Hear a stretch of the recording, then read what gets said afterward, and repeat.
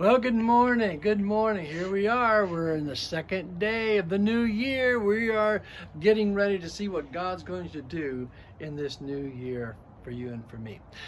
Today, I want to get back into Numbers and get to that second chapter and talk about something that's really kind of specific and something we need to understand. We're going to be talking about how that God set up the tabernacle and then how he set the tribes around that tabernacle and how specific he was and how he counted the census and he knew how many was going to be in so many tribes and on each side, the north, east side, the south side, and the west side, and the north side for a specific purpose. We're going to find that out. Anyway, so today he says these words in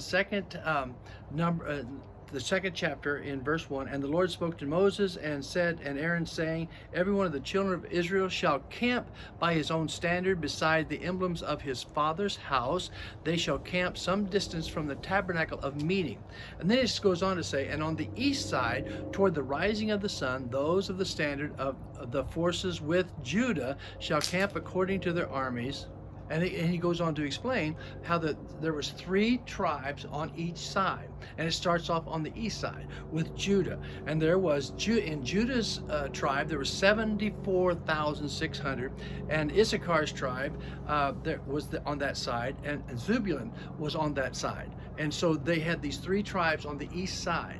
And they had I think it was 186,400 that were on the east side. Then down on the south side, there was Gad, Simeon, and Reuben.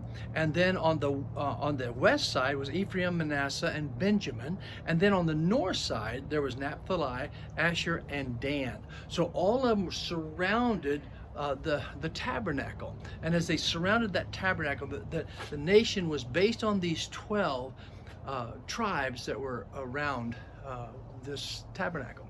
And so it was just kind of interesting how it all came together. You know, the Levite nation, they were the priests, so they weren't those wrapped around, as we talked about. And Joseph had the 2 sons, that Manasseh and Ephraim, so because of the double blessing of his son Jacob. And so they have all these camped around the very center of this tabernacle, and that's where God said he was going to dwell and he would be with them, and that's where the Shekinah glory would rest, and that's where the cloud would be there, and the fire by night and the cloud by day.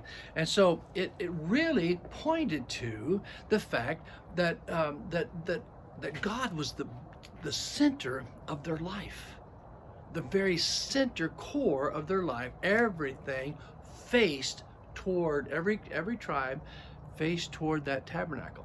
And basically, if you set it up and if you would look at it from a bird's eye view, if you would have the tabernacle there and you would see the tabernacle, and then you would see Judah and then the rest of them, there was the most counted was in the tribe of Judah, and that on the east side, it was the longest.